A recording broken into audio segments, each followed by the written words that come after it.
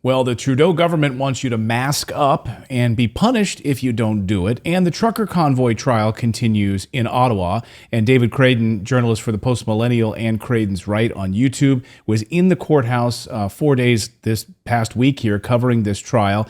And so a couple of big stories that are sort of all molded into one, David, right? I mean, we have this mask mandate push by the health minister in Canada, which we'll get to in a moment. But really, the Trucker Convoy sort of sits at the center of all of this as a, I don't know, as a metaphor for what Trudeau's Canada has been doing to its people, no?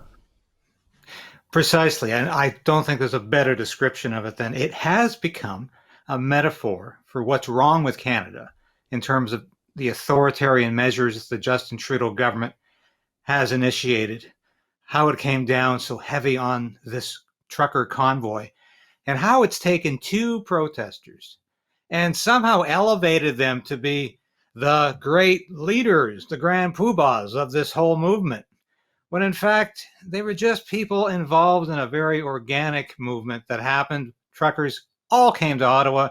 There was no preparation or planning, no grand plan, no great scheme. Tamara Lich and Chris Barber were there. They took some control because they needed some management and organization, and both of them had those skills. But they have become the martyrs of this freedom convoy. They have become the victims because the government is not just after these two people, these two peaceful protesters. It wants to make an example of peaceful protest that is contrary to the policies of the Liberal government.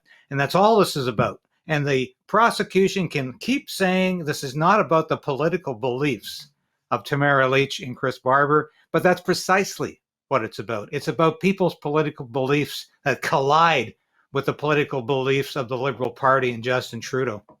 It's a great way to sum it up and really set the stage. So you were in the courtroom this past week. Describe for us what you saw from both the prosecution side and the defense side in this trial as we've now, I guess, into the second week of this thing. Yeah, and I want to say before I even describe what happened, we are days behind now. This should have been the midpoint of the trial after 8 days. 16 days were scheduled for this provincial courthouse for this trial. It's way past 20 now being scheduled. I predict this trial will go into November.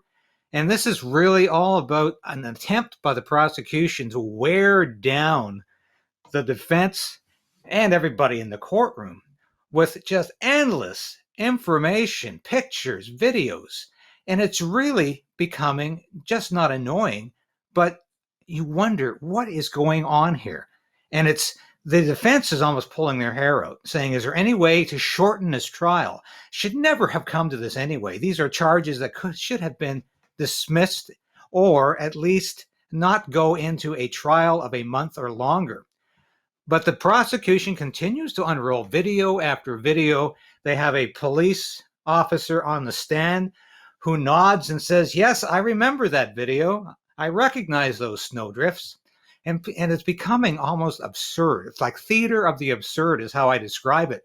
But you know what's interesting, Clayton, is that every video, even the ones the prosecution is unveiling, confirms what the defense is saying about the two people being prosecuted, that they came to Ottawa with peaceful intent and consistently and constantly told everybody in the convoy to, one, act peaceably, be peaceful in your protest, do not disturb the residents of Ottawa by doing anything that's going to cast a bad light on this protest. And listen to the police. Do not defy the police. Do not disobey the instructions of the police. Work with the police. I've heard this time after time in all of the videos, and you scratch your head saying, what is the prosecution trying to prove? What evidence have they got here? Because in all of the videos that they're showing that were broadcast at the time on Facebook and on TikTok and other social media, all confirm what the defense is saying. This was a peaceful protest, and these two are nothing more than martyrs of the Trudeau government. So the defense is saying that these were peaceful protests. What is the prosecution saying about Tamara Lich and Chris Barber? Calling them what? What Well, exactly is their argument? they said from day one of this that one, this is not about their personal politics, which actually produced a few gales of laughter at the time when they said that, because it's just absurd. And two, that this is about a protest that was anything but peaceful. But they've yet to produce any evidence of that. And I don't know where they're going to produce that evidence, because the only people that weren't peaceful during this protest were the Ottawa police, the Ontario Provincial Police, and the RCMP, which at one point rode right over a woman in a walker, and several times beat up people who were protesting, including one journalist who was physically assaulted by police. The only violent people in this whole protest were the authorities. And there was no violent protest in Ottawa by any of these protesters. And I was there for the whole duration of this protest. Cold weather or not, I didn't hide in my cubicle on Parliament Hill. I didn't hide in my office like the CBC and CTV did. Never wandering out to even talk to these protesters, just dismissing them like Justin Trudeau did as a bunch of fringe elements. And Trudeau, of course, said they were a bunch of racists and misogynists. And actually, he's the one that's demonstrated racism and misogyny throughout his life. So once again, this is incredible to watch. But you know what's happening here. It's an attempt to just lengthen this trial as long as possible and hope something sticks to the wall. I've heard so many people say that. It's almost like the prosecution just hopes something is going to stick to the wall. They're throwing everything up there. Maybe something will work. So far, forget it. Meanwhile, you talked about, the RCMP, the Royal Canadian Mounted Police running over a woman, in a horse over a walker. Of course, using the police to go after people that will not wear masks. This has been the argument from the Trudeau government, particularly Teresa Tam, who we heard from this week at an event where she's wearing a mask with the rest of the board, the health ministry board. They're all there in masks, encouraging Canadians now to mask up once again, and making the argument that we should enforce these things with police presence and basically rat people out if they're not wearing masks. I mean, it's like they have amnesia, and we're returning back to pre-COVID times again, going back to right as the pandemic was unfolding and these draconian measures are put in place. So what do you know about Teresa Tam's statements this week? Really got under a lot of people's skin, especially the Canadians watching our show. Well, Teresa Tam mouthed the talking points of the Chinese government throughout the COVID crisis. She's Canada's answer to Anthony Fauci.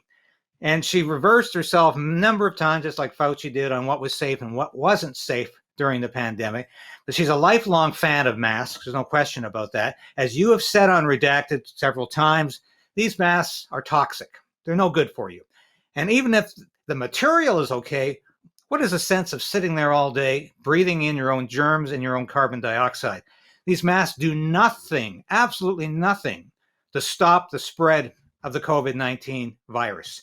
She knows that. If she's anything as educated as she claims to be and her statistics say she is, why does she not know this? Why is she continuing to advance falsehoods? We know now these masks did nothing to stem the pandemic. We know they are potentially toxic. The NIH in the United States admitted that early in the pandemic, that there's toxicity to these masks, that they're not safe. So what is she doing? This is a trial balloon for the Trudeau government to see what the reaction is. And I tell you, I was disgusted with that journalist in the crowd who applauded the fact they're all wearing masks when we're not in a pandemic. What are they wearing masks for? Yeah, the journalist. No reason for it. And he went even further and said he's really, really not happy about the fact that people are not walking around outside in masks. I mean, wow. Where is the mind of these journalists? It's like you said, it's like they have gone back into a time warp. We're back in January 2020, February 2020, when we didn't know anything about these masks, when we thought the vaccine that was eventually going to be produced was going to be completely safe, that we knew nothing about the future. These journalists and these government authorities are acting like we're back in 2020 again, and that they are going to get away with these mandates, that people are going to submit, and people are going to say, I guess the government knows best. I can tell you that even in Canada, that people are saying the government did not know best. The government does not know best, and we are not going to submit to these mask mandates and get vaccines for the rest of our lives, because this is madness. Do you think that we will see mandates? I mean, I know we're starting to see a number of them popping up in different quarters, but will Canada go into a hospital or health service building mandate or public transportation mandate for masks? I can't see how Justin Trudeau won't try it again, but I envision there's going to be a pushback that he cannot imagine and he's not thinking about. He believes the Canadians are going to be subservient to the government, that they're going to accept these mandates again, these lockdowns. I don't believe it's going to happen, but I do think he'll try. And I think the provincial governments, much like the US state governments, who were so enthusiastic about locking people down, telling them what to do, while they themselves, of course, ignored all of these mandates. They ignored all of these instructions and just lived as they chose, lived as they pleased. The provincial governments in Canada will probably try this again. Maybe not Alberta and Saskatchewan, where the resistance is very high. Ontario, Quebec, other provinces will try this again. I've no doubt. But I'm telling you, there's going to be a fight on their hands. And if Justin Trudeau tries to engineer this from a federal level, he's going to get a pushback like he's never experienced before. From your mouth to God's ears, I hope that that's the case, that people will fight back this time, say we will not comply. That is absolutely hope so. And you're starting to see that, I think, more and more in the United States as well. We are not going to comply with this BS ever again.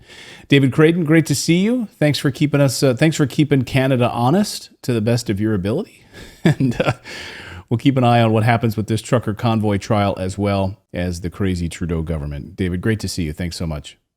Thank you so much, Clayton. Thank you so much for watching this segment here at Redacted. We are live every day at 4 p.m. Eastern Time, trying to share the stories that the mainstream media will not cover. You should also come over and join our community of Redacted Rebels over at redacted.inc. That's our private locals community where we can share exclusive content that we simply cannot share here on YouTube. Come over and join the rebellion together right now by going to redacted.inc. We'll see you next time.